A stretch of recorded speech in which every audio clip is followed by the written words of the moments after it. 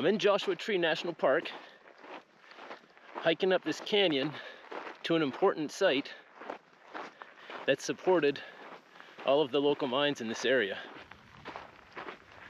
I'll tell you more about it along the way. At first glance, this area appears to be just another hike on a scenic desert trail. Industry, however, has an important history here. Even though this site is in Joshua Tree National Park, it's not well known, and it doesn't really get a lot of foot traffic, and nor does the site get very many visitors. As we hike up the canyon, I'll point out any man-made stuff I see along the way. And here's the first thing we see. An old wash tub. Hauling freight, mining and milling ore, and storing water were all important activities that took place in this canyon. I'm not sure which way to go from here. It's a good thing this arrow's here.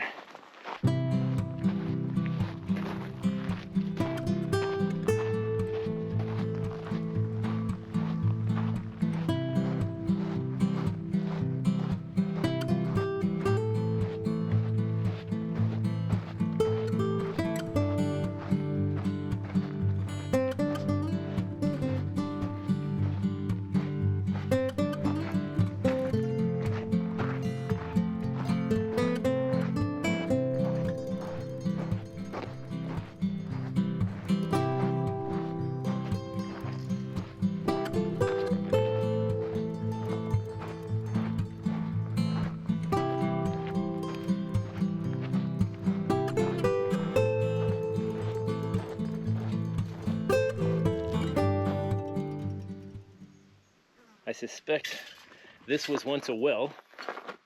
There's the pipe coming out of it, and you can see where a pump probably would have been mounted on the top of that. And you can see there's a means of opening and closing a valve.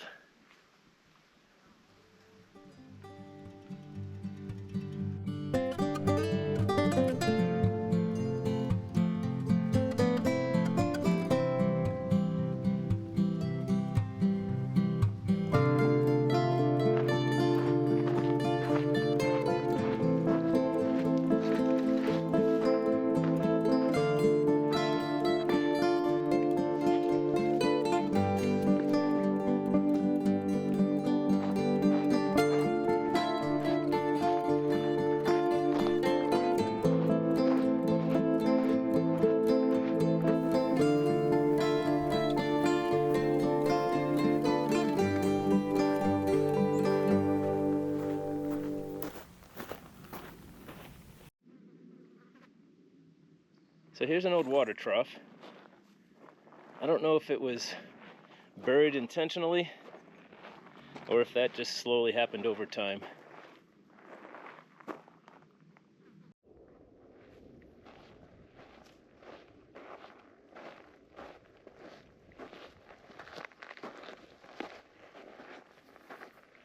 A natural spring was located in the canyon, a place travelers could get water by digging in the ground. It evolved into multiple large tanks for storing water and became a way station for travelers.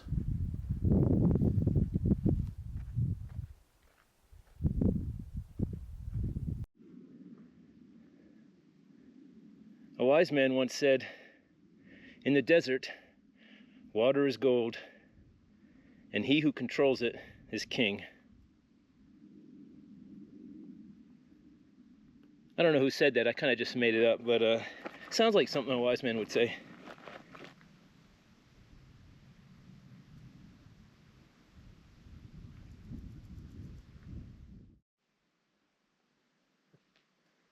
So here was a tank for water.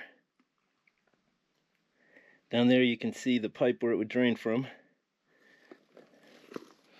And there it is right there on the outside. It was one point connected to something.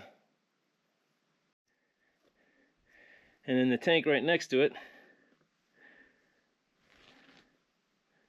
you can see there's a pipe elbow down there Looks like a can of Spam off to the left.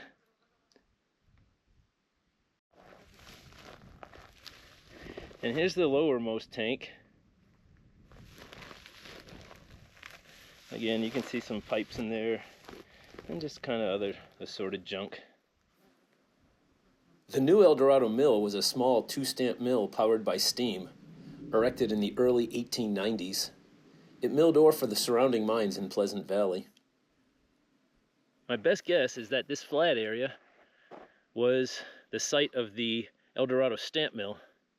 And you can kind of see above it maybe another stepped up area. Looks more like a rock foundation, but we'll take a better look. So we're at the second tier, and this is definitely a stone foundation that some kind of structure sat atop.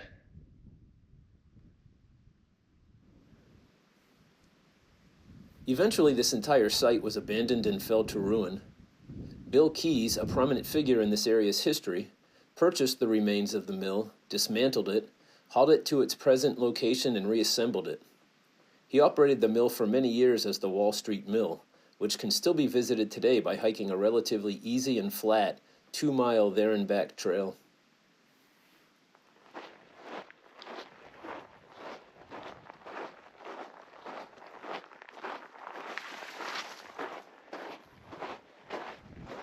At one time, a road known as the Canyon Freight Road ran up and down this canyon. It was one of the main routes wagons would take from Indio to get to Pleasant Valley and the mines of that area.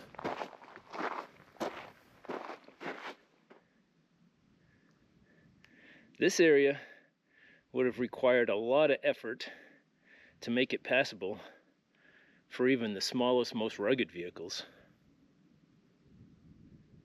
My guess is the road hugged that cliff on road left. You can kind of see it looks like it's passable, and it went down the pile of rocks right there and back into the wash.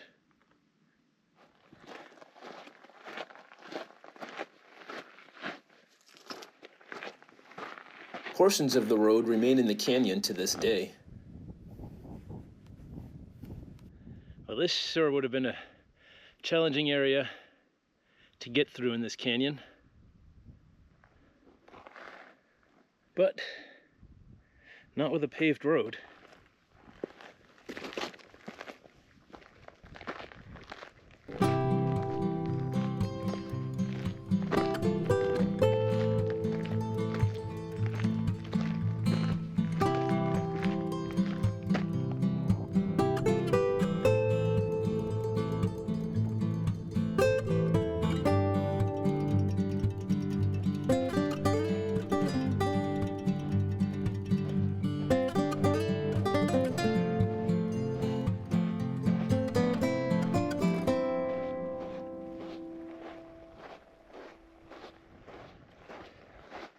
So we're getting close to the destination, the second site we're gonna go visit. And I gotta tell you, I'm getting pretty tired. But I know that once we take a look around that place, it's downhill all the way back to the truck.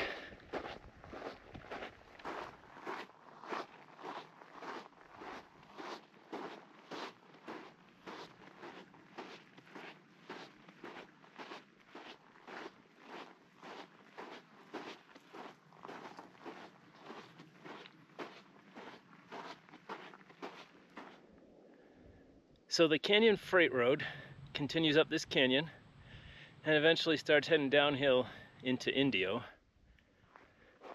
But we're gonna branch off over here to go check out this second site.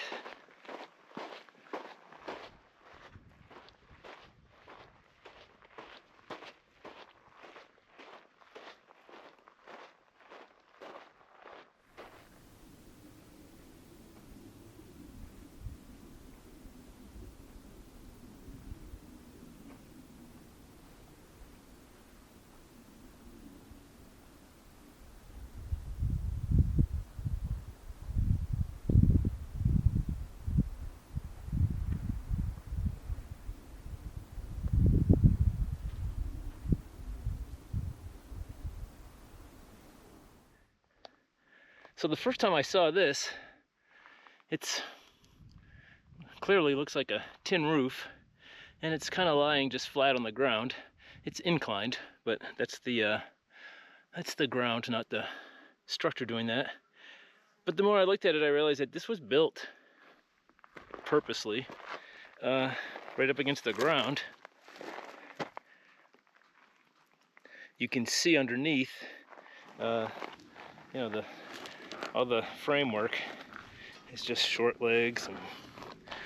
But what this is a rain harvesting system. So the rare occasions it would rain here, it would obviously land on the roof, flow downhill into these gutters, which have you know, fallen into disarray in the many years that it hasn't been used. And then it would all flow down this pipe into the tanks in that building. So this dugout structure here has 3 tanks under it that holds all the water that's harvested here. Pretty impressive that after all these years of not being used or maintained, only 1 sheet of tin has come loose. And it only blew maybe 5 or 10 feet away. As I did additional research after recording footage for this video, I learned that there are additional historical sites further along this old freight road. Maybe someday I'll return to visit those. Until then, I hope you enjoyed, and thanks for watching.